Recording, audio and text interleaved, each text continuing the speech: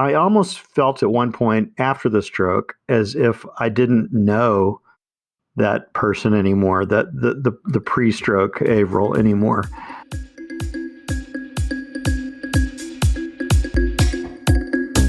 Welcome to the Strokecast. A Generation X stroke survivor explores rehab, recovery, the frontiers of neuroscience, and how to peel a banana with one hand. Hello, I'm Bill Monroe, and welcome to episode 145 of the Strokecast. Today's episode is brought to you by the fine folks at Modus Nova. To find out if Modus Nova can help you recover the use of an affected limb after stroke, visit strokecast.com/Modus Nova. And by the fine folks at Like Minded. To learn if this nonprofit membership community can help you live your best post-stroke life, visit strokecast.com/like-minded. Avrel Seale is also a Generation X stroke survivor. Before his stroke, he was also already a published author, writing about a wide array of topics, including what it means to be a part of Generation X. And after his stroke, he continued writing. This week, we talk about Avrel's story, about the writing process, and how to have fun in a rehab facility. At the end of the episode, you'll get to hear some of Avrel's impressive one-handed guitar playing. So now, let's meet Avrel Seale. Avrel, thanks so much for joining us on the show this week. Thank you for having me. A lot of people I talk to find that after their stroke, they suddenly have an experience and a story they want to tell, or they suddenly have time on their hands to be able to go do this. But I mean, you were already an established author. And so what was your life like before your stroke? Well, I mean, I think that's a good point. I've always been a writer. I've been fortunate to, I don't make a living off of books by any means. I've sold tens and tens of books in my career, but I have been a writer for my whole career as a journalist, as an in-house writer at the University of Texas, and so I write on a daily basis. But I've always had this parallel career, this avocation, if you will, of writing books. Within 24 hours of having the stroke, I knew that this was going to be the next book. There's an adage, you write what you know, especially for nonfiction writers like I predominantly am.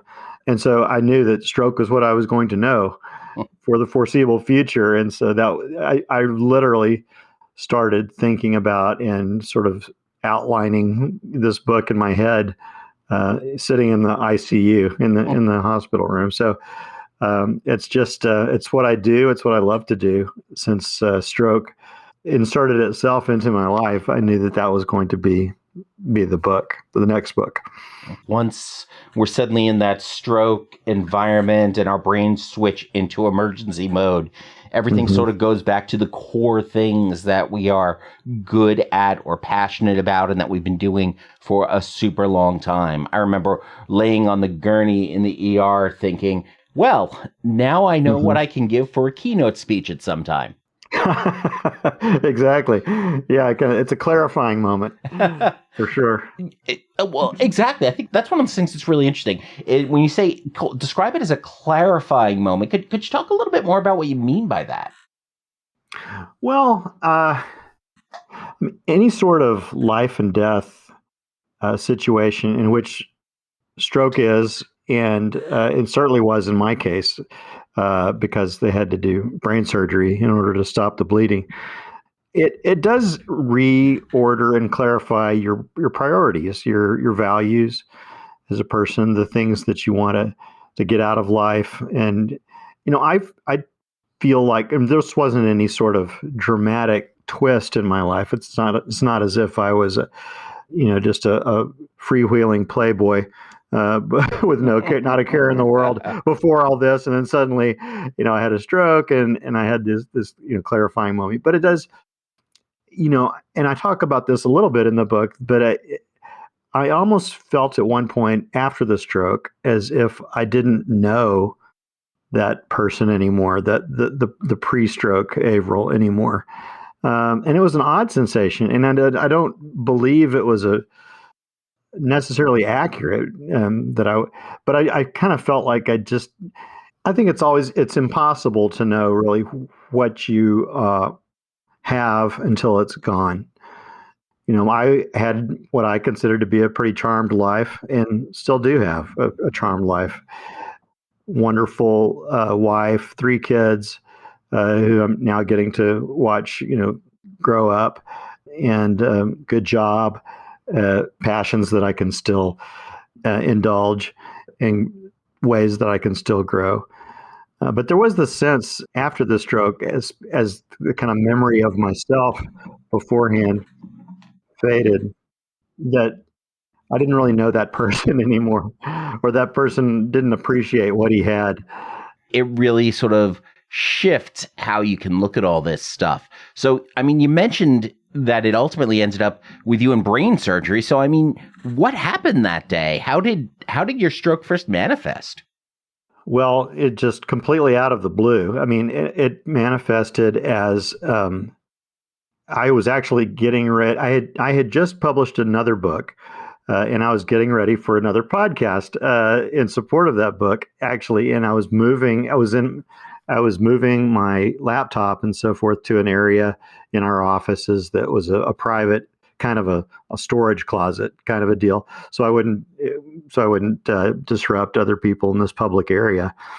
And as I was walking back and forth getting ready for that podcast, my right hip started to buckle. And at first I thought, well, that's weird. And I kind of thought, well, I really don't, whatever this is, I don't have time for it right now. I have a 3:00, and I don't want to stand this podcast host up. And so I kept on kind of. Strokes are so inconsiderate in how they jump into our schedule. They don't make an appointment in advance. Such an inconvenience. And so that was my first thought. It's like, well, whatever this is, I don't have time for it. I'm just going to keep pushing it. But I had this sense that something was definitely wrong. I mean, this had never happened to me before. I was 50 years old at the time, never had anything like a hip that was just buckling on its own. And so I sort of stayed out in the public space instead of going back deep into my cubicle. My I worked at that time in a kind of a cube farm environment, but I sensed that something was wrong, and I wanted to be visible to other people if I did go down. And sure enough, within about a minute, I would say, I'd gone down on my knees and then I rolled over and was sitting on the floor. And at that point, there was a flurry of activity, people asking me what was wrong. Was I fainting? Was I having a heart attack? And I really didn't feel anything. I didn't feel bad. I didn't feel sick. I didn't feel, I wasn't sweating. I wasn't fainting.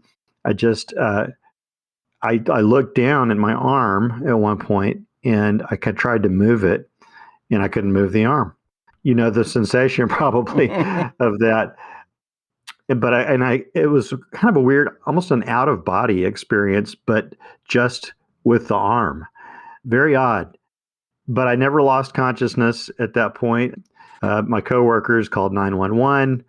Ambulance comes, EMS loads me onto the stretcher to actually carry me downstairs. And I was taken to a nearby hospital, the hospital that I passed every day on my way to work. And so I knew that, and it was the hospital where all my 3 boys were born. And so it was top of mind, and I knew it was in network. And so, but that was an odd thing about that day, is that I was being asked by the EMS which hospital I wanted to go to. And, here's a guy whose brain is filling up with blood, who's having to think about his plan, his insurance plan, on the spot to see if, I think I could have gone to there. The fortunate thing was that I had my stroke within 5 minutes of 3 different hospitals. And, instead of 50 miles out on a trail somewhere, which is where I had been, a year earlier.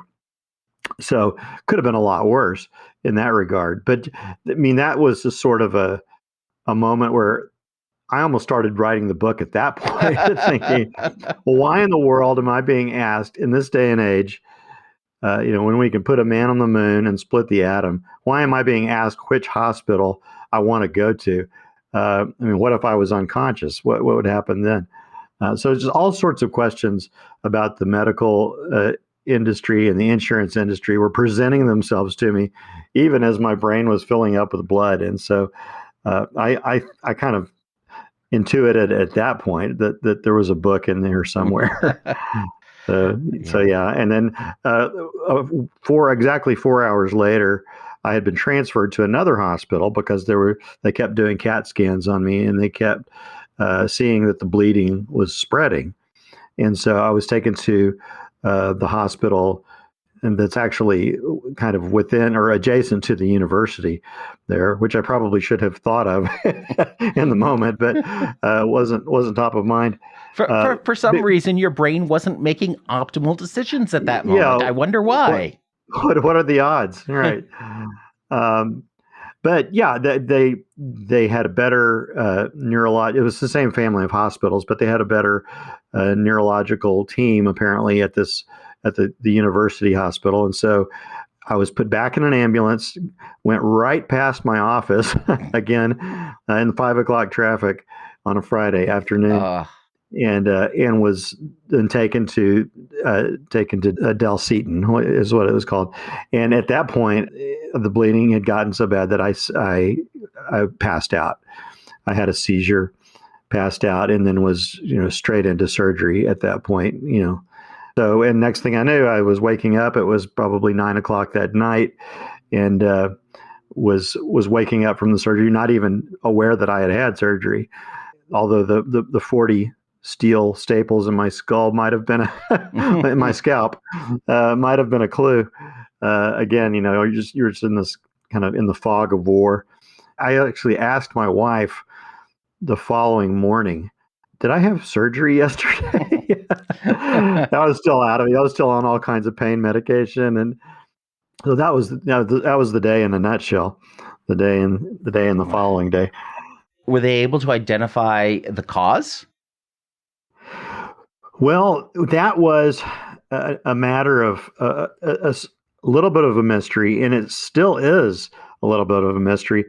I mean, the best guess, and what I sort of take as the answer to the question of why, is that it was an arterial venous malformation. Everything gets an initial abbreviation, So it was an AVM that I probably, must have had from birth, since So it was a congenital condition that just gave out, and I like to say the 50-year warranty on my upstairs plumbing had expired, and that was because it was pretty much 50 years. I was about 10 days shy of my 51st birthday when this happened. But it was, as far as we know, as far as we can kind of guess, it was a arteriovenous malformation, which I would have been born with, and it just gave out that day for no particular reason that we know. And the neurologist who oversaw the surgery later told me, he said something like, we all want to know, what the reason is for things that happen. He said, but in this case, it's sort of like the bleed in the brain is sort of like an arsonist who destroyed the scene of the crime. Say it was a burglary, and he set fire to the scene of the crime, so they didn't have the evidence. So there's something in the bleed itself that destroys the good evidence. But sure, what they did say that when they were inside my head, they were seeing a spot at the bleed that was much larger than it should have been at that place.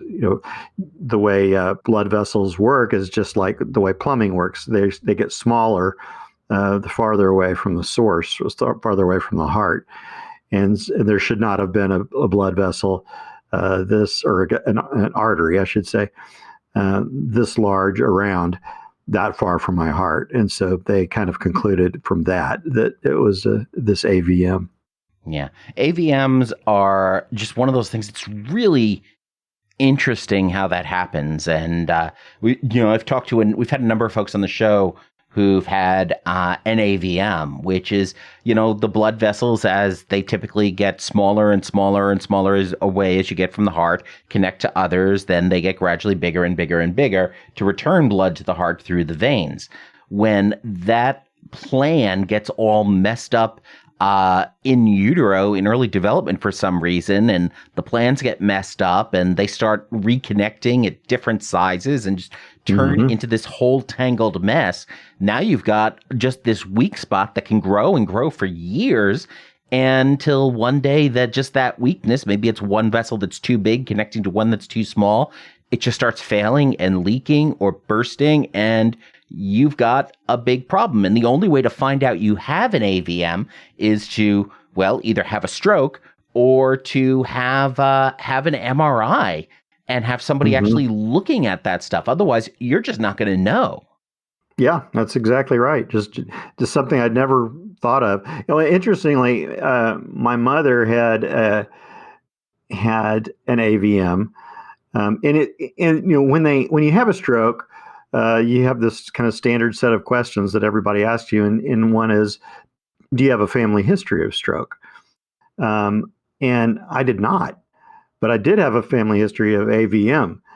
And my mother had an AVM, and actually I had helped her go to a hospital up here in Austin to have it checked out a couple of years earlier. But that's not the question they asked. Yeah. They asked, did you have a family history of stroke? And unfortunately, she's never had a stroke, but she did have this AVM. So interesting, the questions that they ask and the cause weren't exactly lined up in that case.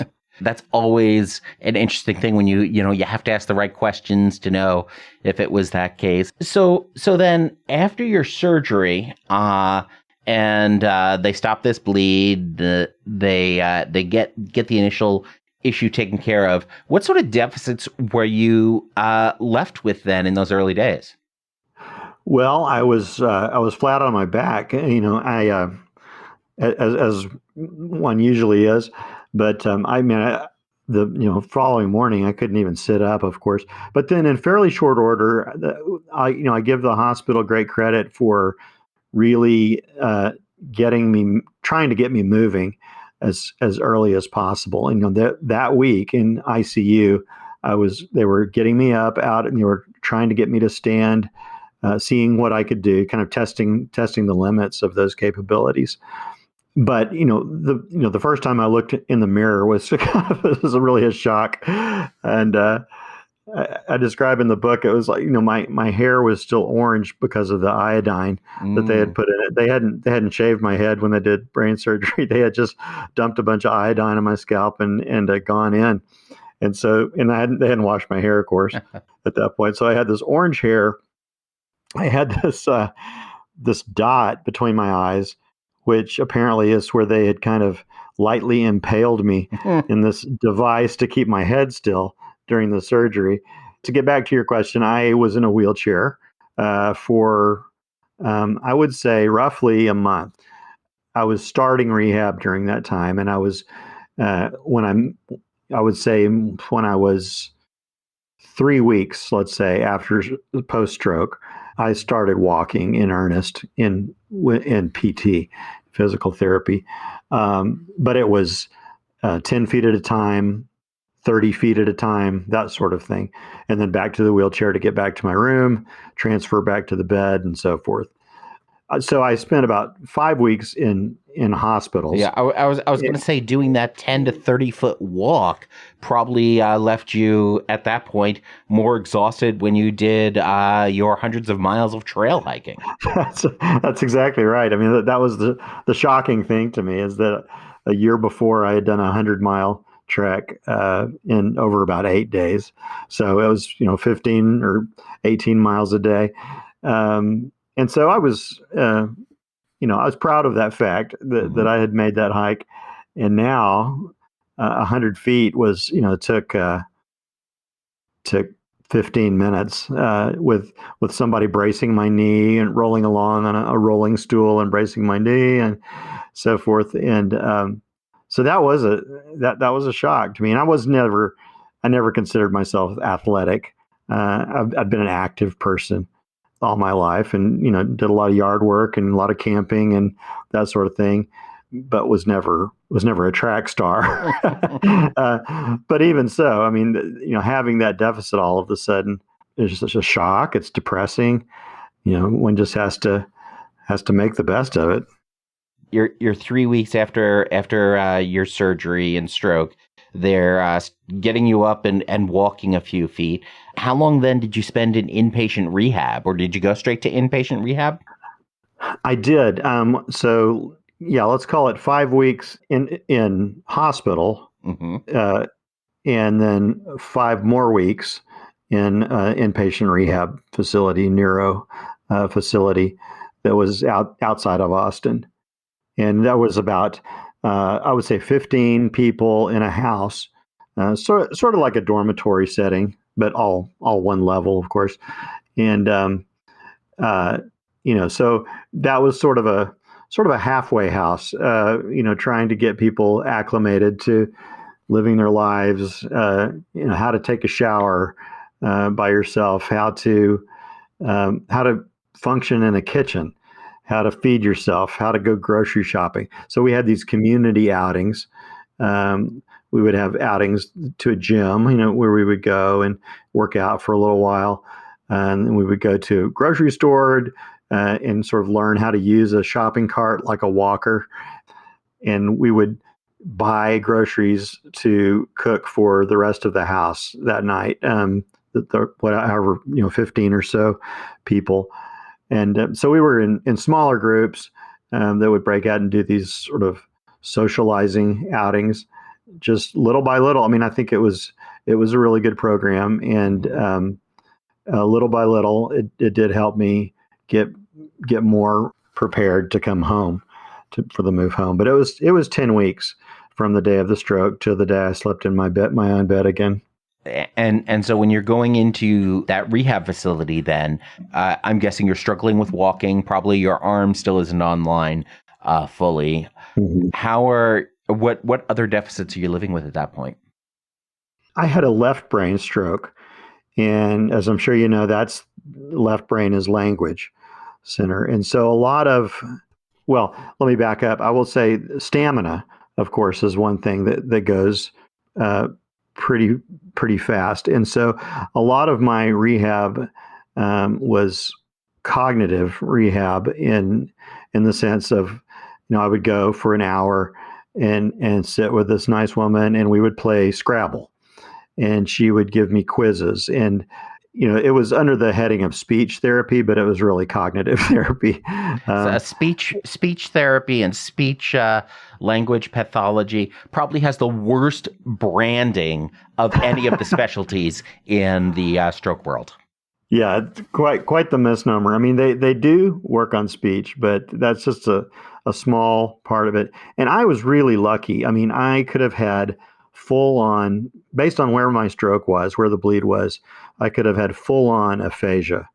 And as a writer, as a professional writer, that's my stock in trade. I often think about this one other fellow who was in the rehab hospital with me, weeks 2 through 5, and I would see him in the gym. He was a bricklayer. And so his occupational therapy was a little different from mine, but I can just imagine, being my age, and he looked like maybe he was even a little older, maybe 55 or so. And I just thought to myself, wow, what if my job was laying bricks and I had to go back to that job? And so, I had to go back to a job that involved language, and a lot of typing. And so, of course, now I type everything with my left hand and do a little bit of dictation, but mostly type with my left hand. But so lucky, I don't think I could have done a single day's work if I was a bricklayer. So everything's relative, and But one of my, I will just say, briefly that one of my deficits is I got a slight stutter, and you can probably hear it now. I don't think it's debilitating, but it's there. I hear it. So I just deal with that as best I can, and it helps to just kind of slow down sometimes and enunciate, and occasionally I won't articulate as well as I could, and my mouth gets lazy. But could have been so much worse. I mean, based on where the stroke was, it could have been, like I say, full aphasia. Absolutely. And I'm guessing as a writer too, probably just one of the things that has happened over your life is you just had a whole bunch more brain real estate dedicated to language and vocabulary than a non-writer would have had, which may have helped. The other thing that's really interesting too is you mentioned, I don't hear the stutter, but you mentioned that you can hear it, and I think that's one of those common experiences too. When we're just so attuned to our own instrument, the things that we do, the things that we live, the things that we do well, that we notice imperfections that nobody else does. So I had a slur after my stroke. Within a few weeks, everybody was like, "You're not slurring anymore. Your speech sounds just fine." I could still hear it for another 6 months, and I think that's just because I was always just doing so much speaking. I was just that much more highly attuned to when I'm not at my absolute best at this particular type of thing in a way that nobody else is going to notice. Right. That's exactly right. I mean, we're our own worst critics in so many ways. But we would never speak to somebody else the way we speak to ourselves. Fair. Let's hope so. Yeah, exactly. Although we're seeing more of that in things like YouTube comments now, but that's another matter altogether. So, turn those comments off. Yeah, exactly. So you've been going through this. You feel you have your lucky experience. And that's another thing I hear from a lot of survivors. I feel lucky because this could have gone so much worse than it actually did. That's true. So you're going through this, and that's a really interesting rehab program that you are part of. I mean, what's your favorite memory from your time in either the hospital or in rehab?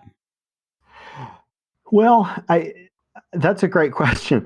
I would say that one of my favorite memories was in the rehab center, the inpatient rehab. There was this thing I came up with called a wheelchair half pipe. And, there was this concrete area, and I was kind of the jokester, I think, of the group. I was the class clown. In our group therapy session one day, we had watched this documentary about this young man who had a horrific snowboard accident that had caused a serious traumatic brain injury. And so that, with this in the top of my mind, I was sort of looking around. What they were trying to get through to us was the sort of risk taking that he took after his injury and so forth. But with me, with all this slow motion, cool footage of him riding the half pipe on a snowboard, I mean, I was more inspired to go out and try it myself. So there was this concrete area outside of the house that we were allowed to go and kind of explore, and it had this little not a canal, but it's just an indentation in the concrete to help the water drain off. It kind of created a half pipe, and I had the one good foot and the one good hand, and I could control my chair well enough that I could roll down and kind of do a half pipe maneuver on this. And so the next morning, I told Rachel, this friend I had made there, who was kind of in the same boat I was, to meet me after breakfast, meet me outside. And I showed her, And so she started doing it too. And I could see the staff kind of looking at us warily. It's like, they wanted to tell us to knock it off, but there wasn't really we weren't breaking any rules, Mm-hmm. I could kind of just see the thought bubble. Well, when is Mr. Seale scheduled to be discharged again? Because he's leading all these other patients into dangerous pastimes. But just us laughing, Rachel and me laughing for the first time really since the stroke. I think that has to be one of my favorite memories. Just being kind of scofflaws and being, I think it was harmless mischief, but we were sort of chafing against our restraints. There, don't do this, don't do that. Don't transfer out of your wheelchair without somebody else being there. There are a lot of rules, and they're all rules for a reason. But one is not used to so many rules, and sort of becoming a child again in that respect, going from a 50-year-old man who has basically done what he wants for many years, to someone who now has to sign papers and agree that he won't transfer from his bed to his wheelchair, or his wheelchair to a toilet, without a staff member being there, and so forth. Yeah. So we were just kind of rebelling against all of that, I think. It had been a long time since you needed to ask permission to go to the bathroom. Exactly right. Well said. So are you still then in touch with Rachel or any of the other folks from that experience? We are. I'm in touch with two of them, really. Her and another gentleman who was a violinist in the Austin Symphony Orchestra when he had his stroke. So that's been nice to kind of watch their progress too. Andrew, my friend, who is the violinist, just regained the ability to drive the other day. So that was fantastic. Great to see that progress. I had been driving for quite a while. I was probably driving within 6 months or so after my stroke, but it had just taken him somewhat longer, and I was pleased, of course, super happy for him that he had made that step. Yeah, that is fantastic. In your writing career, you've also written specifically about sort of being Generation X, and obviously a core part of the positioning of this show is my experience as a Gen X survivor. Yeah. What is it? Surviving being Gen X, or surviving a stroke, then being Gen X. A little bit of everything, growing up convinced that the Soviets were going to nuke our neighborhood in New York City in the throughout the mid 80s, and not an unrealistic thing to grow up thinking. Into an era with the best music ever. And just some amazing things, an amazing turn of the culture at the birth of the consumer PC experience. And, it's just so much stuff to then progressing into when Douglas Copeland really brought the idea of Generation X into more mass awareness, to all the different sort of cultural touchstones and the nature of the ennui and all these things that Gen X gets tagged with. I mean, do you think that being born into Gen X has sort of better prepared you for life after the stroke, or as a Gen Xer and growing up in that culture, do you think it's hindered it? It's a great question. And it's, I am reluctant to assign too many things to my generation. I'll say this: when you look at Gen X, there is a certain, I think, irreverence to it, and I'll say that I think having that sensibility in my humor has helped me to write the book that I have. I mean, I think maybe that's about as far as I'd be willing to take it. I think that when you think about who some of the leading voices in Gen X have been, think of the founders of The Onion. Mhm. And that's sort of the quintessential Generation X, the sort of mocking, irreverent, funny tone. And, there's a whole fascinating area of study that's generations and the sort of cycle, four generational cycle that Americans seem to go through. Boomers versus Gen X versus millennials versus Gen Z or whatever we're calling it now. And I wonder if we'll go to Gen AA after we finish Z, or what the next ones will be called. But there's Strauss and Howe, I guess, were the ones who wrote the book in the 90s called Generations. And they called the term Gen X wasn't around then. They called us the 13th generation because we were the 13th generation since the Revolutionary War. But it's interesting to see, they look at every fourth generation as having a similar set of traits, be it a kind of audaciousness that the baby boomers would have had versus sort of more of a reactionary rebelling against that ideal. So it's a fascinating area of study, but I find it hard to pin too much that I would go through. For one thing, you talk about music, and I do think we had the great music, but I'm sort of an old soul in that sense. I kind of harken back more to the 70s, late 60s, 70s, some 80s, but and maybe that's because of the birth order. I'm the youngest in my family. My brothers were listening to Elton John and the Beatles, and so that influenced me. So there are so many things that play into your sensibility of your culture, what you think was the best time for be it movies or music or TV, that sort of thing. Absolutely. But I will say, I'll make that claim that the humor that I hopefully am using in the book is probably the clearest line you can draw from myself to Generation X.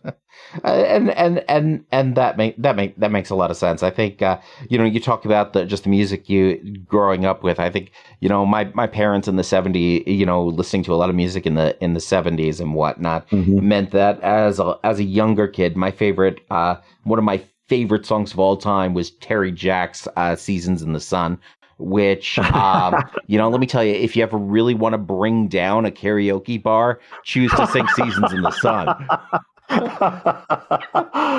Noted. And I'll link to a YouTube video of that if I can find one for anyone who hasn't heard of that song. Yeah, but yeah, it's not really hard hitting. It's not metal. No, it is not metal, and not exactly chipper. But but so all that plays into it, and of course, it sounds like with a 4-generation cycle, that means that our next major generational shift will be Boomer 2.0. For what it's worth there. So, we've been talking now about the humor here, and I know I have found humor has certainly played a huge role in my recovery and my experience, joking about how as a stroke survivor, it's easier to roll over a 401k than to roll over in bed. And all of those fun things. But good line. But you've included a lot of then humor in your memoir about your experience. So is this a funny stroke book? I hope so. I set out to write a funny stroke book, and this is more of just it's sort of a golden rule thing for me. I kind of ask myself sometimes, as I was writing this, would I, if I was wandering through a Barnes and Noble or just scrolling around online looking for a book, would I want to buy a book about somebody else's stroke? And the answer was no. I don't think that would be attractive to me. I wouldn't want to buy Joe Schmo's book on a stroke. Now, if Bill Bryson or David Sedaris, God forbid, had a stroke and then wrote a book, I would want to buy that. So that's the difference, I think. I wanted to write a book that was entertaining. And if I could also write a book that made some important points about the medical sector and the insurance sector, so much the better. In the early days, I kind of thought, well, maybe this will be kind of like The Jungle for today. But instead of talking about the meat packing plants in Chicago, I'm talking about insurance and the medical sectors. And it's got some of that. At least I hope it's got some of that. I mean, that was one of the big motivating factors. But applying this golden rule theory or golden rule value to readership, first and foremost, I wanted it to be entertaining. Those are the writers, the entertaining writers are the writers that I like to read. And so that's what I was striving for, first and foremost. Well, and that's very important then. I think, as important to the lives of hundreds of millions of people today as The Jungle was, I don't think anybody picked up a copy of The Jungle and thought, ooh, I want to read this on my vacation. Right. Some light reading, some beach reading.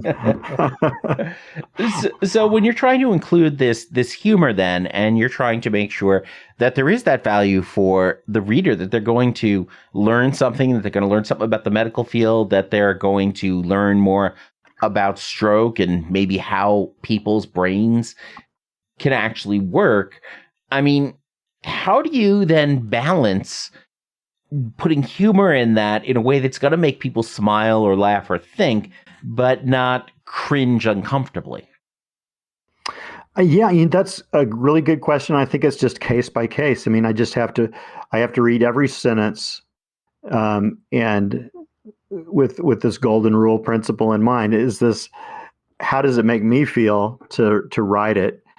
And I remember my brother was reading an early draft of the book on a plane, and he told me he was laughing out loud in sections about this book about stroke, and it made him feel guilty for laughing. And that is not what I was going for, And so other people have said that too, that they feel a tinge of guilt about laughing out loud at like they're laughing at my expense, which is not the case at all.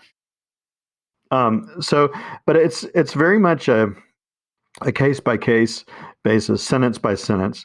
Is this something that's going to hurt somebody else's feelings, who might have had a stroke and had this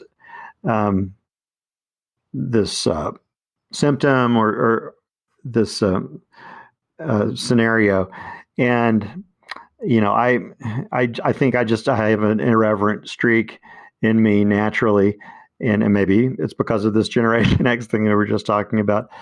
But my philosophy is life is short.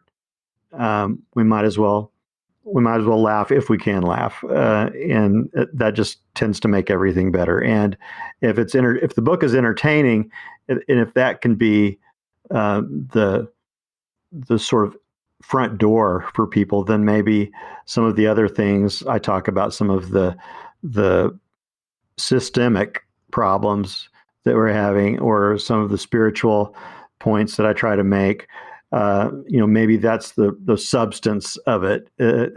So the humor is the Trojan horse that hopefully gets people in the door, and maybe some of these other policy points or questions that I raise about the system itself, or some of the spiritual points that I make, maybe those will land where they're supposed to.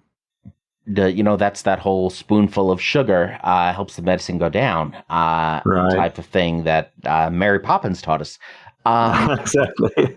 And I think that's really interesting too. I mean, it is a really challenging battle sometimes when you're recovering from a brain injury and trying to figure out, is posting this comment or this story on Facebook, is that providing an actual value to people, or is it just going to come across as self-pity. And Yes. balancing that it is something that I know I thought about a lot with, especially in the early days, every piece of content I created related to stroke.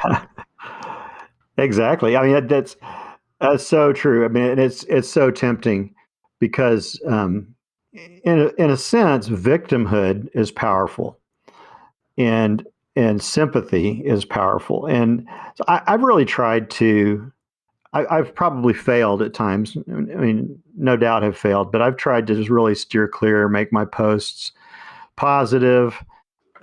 Again, something I would want to read if I was on the other side. I mean, I think, being a writer, I'm just always cognizant of how it looks to other people in all these different contexts. And so I try not to do the woe's me posting as much as I can. I'm sure that now and again I have done it, but I try not to. I consciously try to keep it.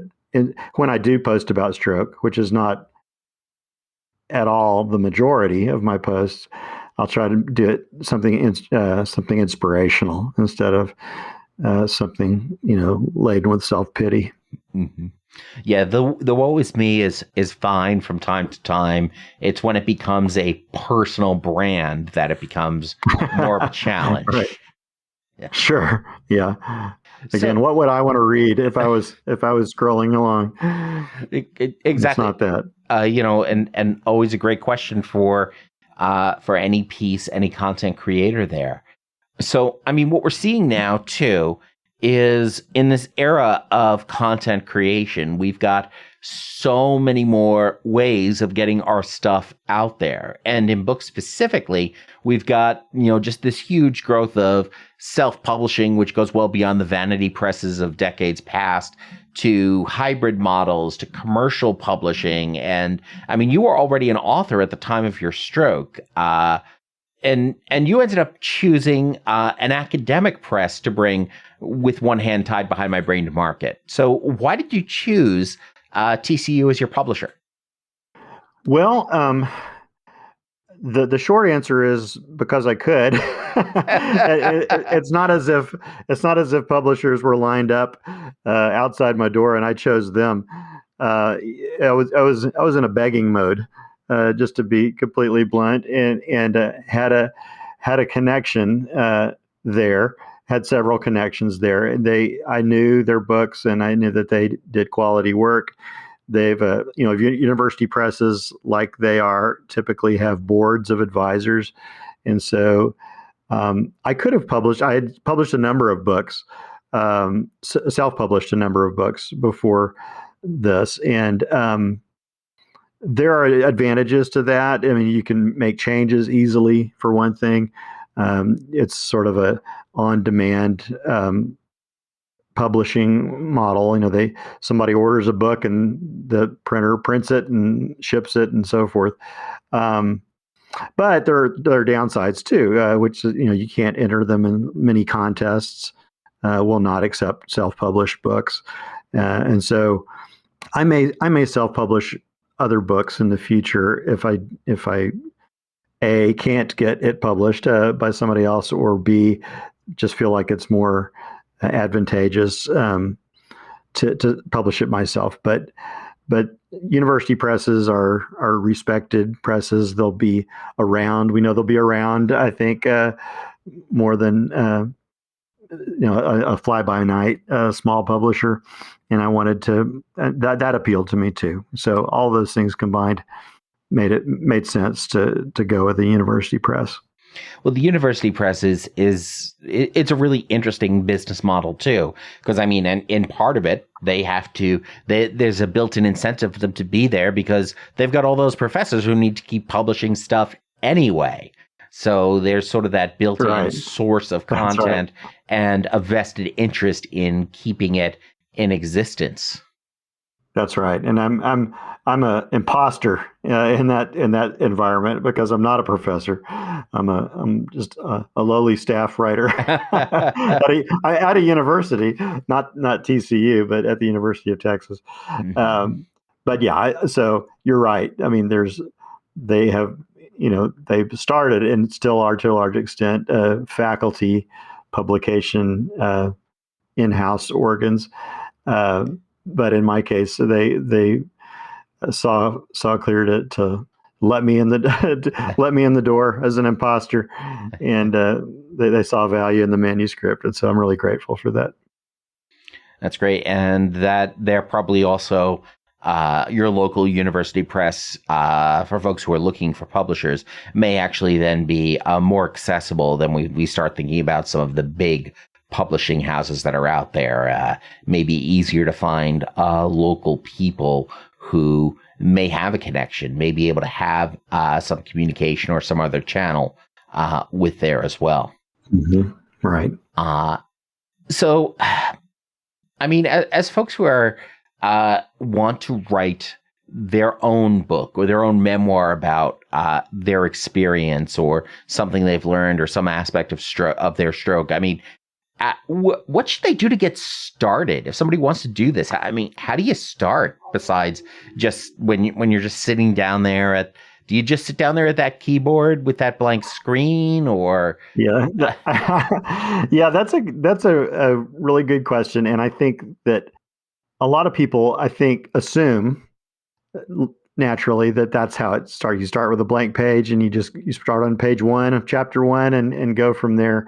I would say that the way I would start a book is I would write an essay about your stroke, and it could be probably should be a long form essay. So think about something that's maybe 8,000 words long, something that would be a heavy duty essay in Vanity Fair or something like that, and see if you can make it go 8,000 words, 8,000 well-chosen words, then you probably have the good foundation for a book there. And let me just in terms of scale, when we're talking about 8,000 words, just to give you a rough estimate, a typical episode of this show is going to be anywhere from 10 to 14,000 words. Interesting. Yeah. So that may help give folks a sense of the scale of how much content or time is involved in that. Right. And in this essay or article or however you want to think about it, try to see if you can form that arc, that sort of story arc, and cover the ground that you think a book should cover. But you're just covering that ground without much detail. If you get to the end of that 8,000, you've got so many more things you want to say, and you got so much more detail or so many more examples. Then it's sort of like building a house where, you would lay the foundation, you would outline the house with the first course of brick, let's say, if you're building the walls. So you're covering all the ground with that first course, and then you're adding a second course of brick and third course of brick, and you're building it up that way, instead of you're going to build one wall all the way up, and then you're going to start on another wall, and you're going to build it all the way up. Do you see what I'm saying? Mm-hmm. So you're covering the ground in that essay. You're covering the ground, sort of the arc that you want to. What does it mean to your life? You're answering all the basic questions in that, and then if that holds up, and you feel like you really have more to say, then okay, maybe it's time to write a book. If not, then maybe that's just an essay that you shop to magazine or something like that, and that's good enough. But that'll tell you whether or not you have something to say. That's the most important thing in writing. When I teach writing workshops and so forth, like the main thing is have something to say. Don't just assume that, it's time to write a book because it's something on your bucket list. You've always wanted to write a book, and there's kind of a feeling. There's an old saying, every man should build a house once in his life and write a book once in his life and do all these other things. Well, as a writer, I don't particularly like that, because that's kind of putting it on a level of anybody can write a book, and I like to think that not just anybody could write a book. So maybe I'm biased against the idea, but the main thing is to have something to say. when you have something to say, then you can answer what is your why. You can answer why somebody would want to read this, why somebody would want to do this, and understanding the why of that is super important. Just like understanding the why of recovery is so important to PT and OT. It's like it's one thing to set a goal to walk, but to answer the other question of why do you want that goal? Well, so I can go to Starbucks at the end of the day. Okay, great. Now we've got something that we can work with.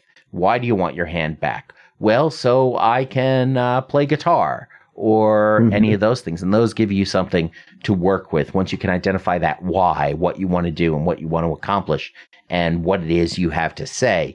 All of that comes together. A lot of our experiences in recovery and PT and OT and speech therapy and all of that informs a lot of lessons we can take elsewhere in life. Right. I mean, I've got a great story, and it's not in this book. It's actually in my next book that's awaiting publication about my orthotist. And we were having I wanted to take a river trip, and so I was trying to figure out the boat, what's the right boat, and I was taking it with a friend of mine, and I took off my AFO. Because it's a pedal kayak that and I lost my AFO. The boat actually turned over. We were in shallow water, so it wasn't too life threatening. But so we had a dump in this kayak, and the AFO, I hadn't tied it down. I hadn't put it in a dry bag or anything else, so it was just gone. And so I had to start all over, and I went to a new orthotist because my other one that I write about in this book had retired. So I had told him that that I had been on and off with the AFO for a while. I started with it on, then I tried to take it off, but I was so tired at the end of the day when it was off that I was just basically a different person. But I said, I want to get this AFO made as quickly as I can because I'm a Boy Scout leader, and we had a camp out with a 5-mile hike that was about to happen. And so that's why I wanted to get that AFO done. And so he said something really profound to me. He said, walking without an AFO is not a goal. Hiking 5 miles with the Boy Scouts is a goal. So, and I've always remembered that. And so it's exactly what you were saying before. Why do we want to do things? And is walking without an AFO for me worth it?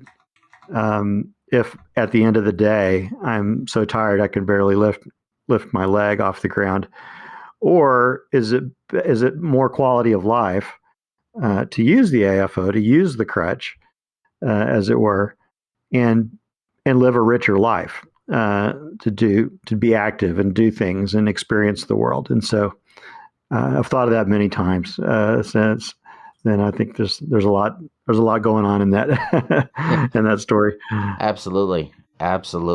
It's like I can get around without my cane outside, but it comes at a 2x spoon penalty. So not using the cane means that I'm going to burn a lot more energy trying to be safe and trying to move safely and with decent speed. I can do it, but that means there's going to be a lot of other stuff later in the day that I just can't do. So the cane isn't just about helping me walk. It's about helping me talk. It's about helping me interact. It's about helping me get other life stuff done later. Exactly right. That's exactly right. And that brings us to our hack of the week. But first, a word from our sponsor, Modus Nova. Repetition. That's the key word. It is repeating key movements again and again, thousands of times, that actually unlocks the power of neuroplasticity to reshape our brains so we can recover the use of an affected limb. And Modus Nova can help stroke survivors get those repetitions in, because it's all about the repetition.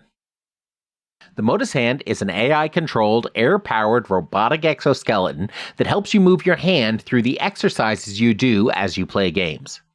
And as you try to move your hand, the sensors detect that and help you while you play video games. Because it's all about repetition. Visit strokecast.com/Modus Nova to find out if Modus Nova is right for you. Use promo code Strokecast for 10% off your first month. And now back to our hack of the week. I played guitar for 35 years before the stroke, and then the stroke took away my right hand, my picking hand, or my strumming hand, whatever you want to call it. But I still had my left hand, and that's the hand that you do arguably the fanciest things with. And I sort of tried to relearn how to play guitar. And so every song I play now is basically a hack.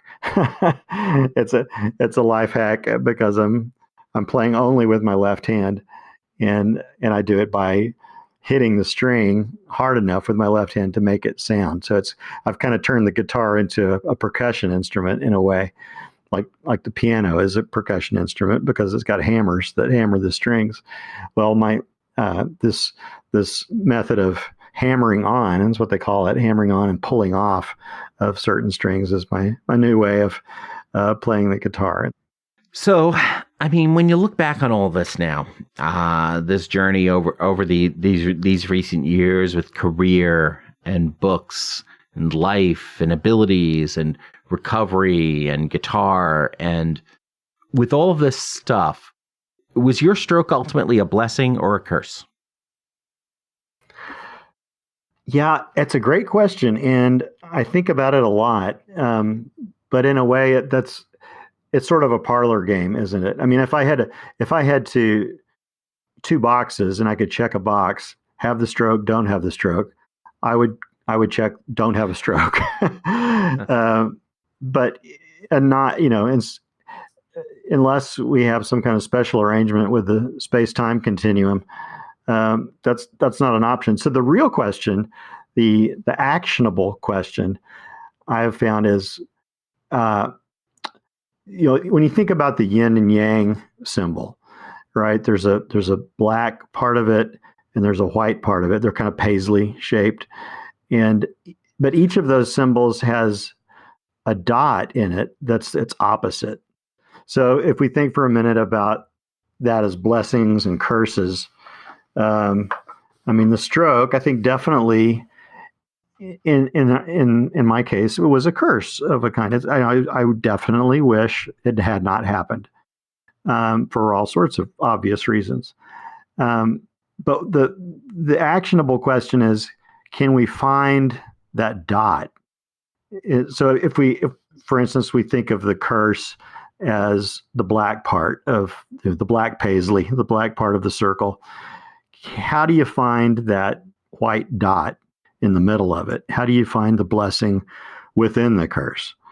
And that's what I try to do every day. That's, the blessings have been, well, I wrote a book and the book got published.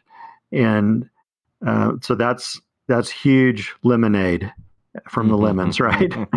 I can also think about the way that friendships have been strengthened.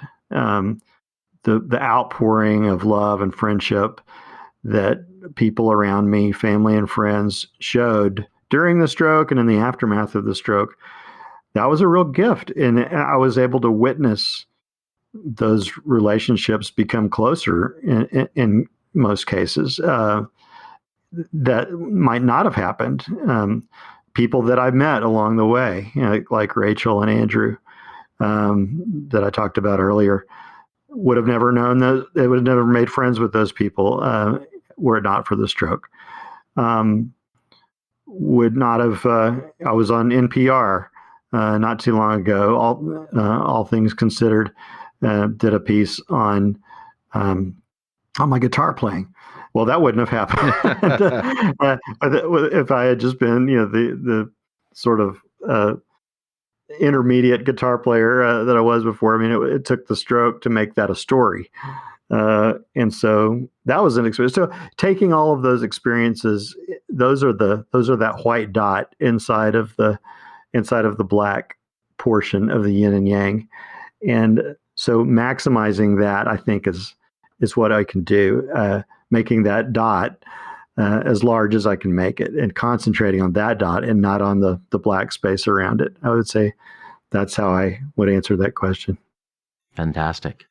So, Avril, if folks want to know more about you and what you're up to, where should they go? Well, they can go to Avrel. It's AvrelSeale.wordpress.com. That's my blog. And frankly, I don't update that very often, but they'll be able to see, kind of browse maybe my other books, or there's some poetry that I've written on there. There's some infographics that I've made on there. And then I also have a Facebook page that's Avrel Seale author that I would encourage people to like. And I also have a YouTube channel that's just my name again, Avrel Seale. That has got mainly music stuff on it. It's mainly guitar stuff, and it goes way back. The channel is 10 years old, so it has a lot of two-handed guitar, and then it has a little bit of the new one-handed guitar. So if you're into guitar and you've had a stroke or another debilitating accident, that might be of interest to you too. Awesome. We'll go ahead and we'll have all those links over in the show notes over at strokecast.com as well. So Avril, I mean, this has been great. Really enjoyed our conversation here. And thanks so much for joining us on the show. Likewise, it's been a real honor. Thank you for having me. Now I want to talk about sponsor Like-Minded.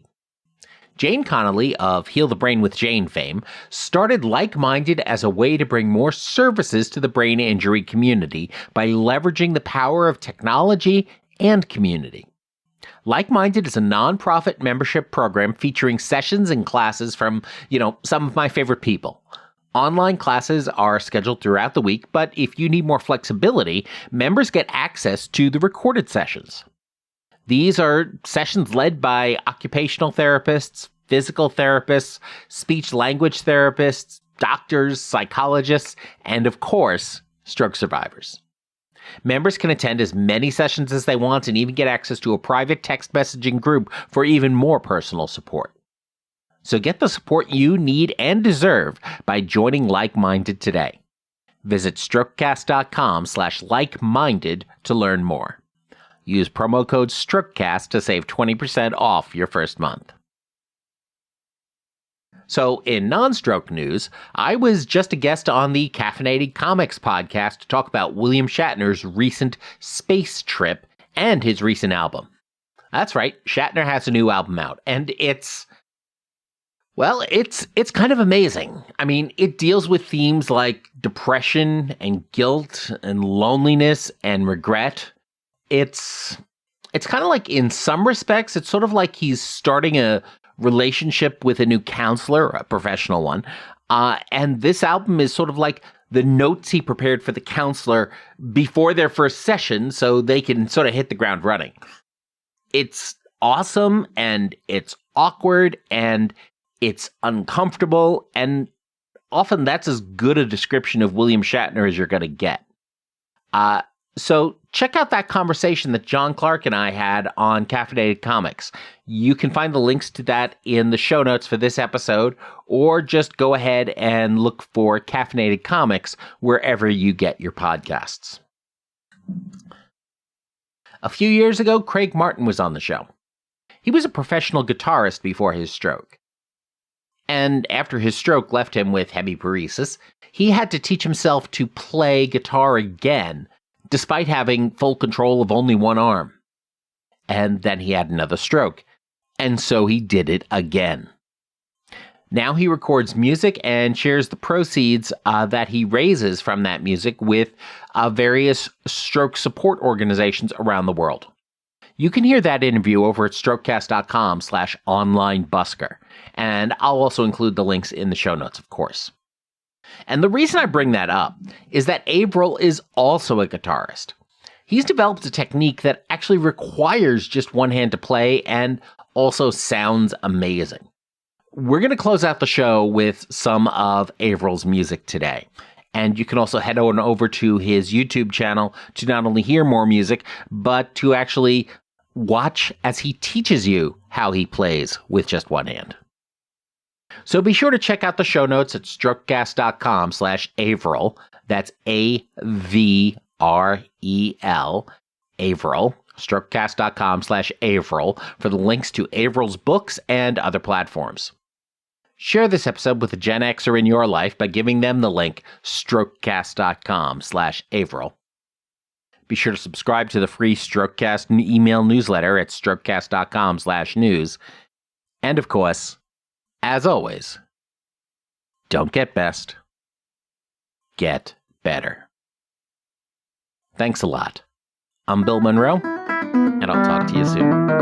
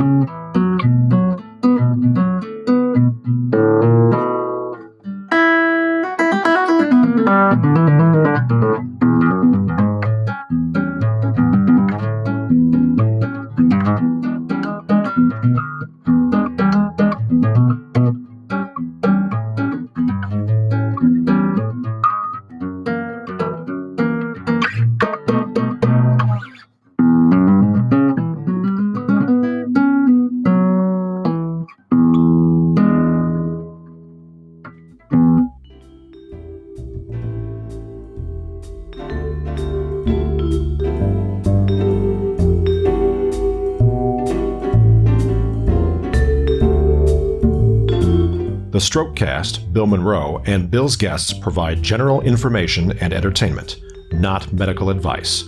Please do not make any changes to your treatment plan or the execution of your treatment plan without first consulting your personal doctor or medical team. The Strokecast is a proud production of the Currently Speaking Podcast Network.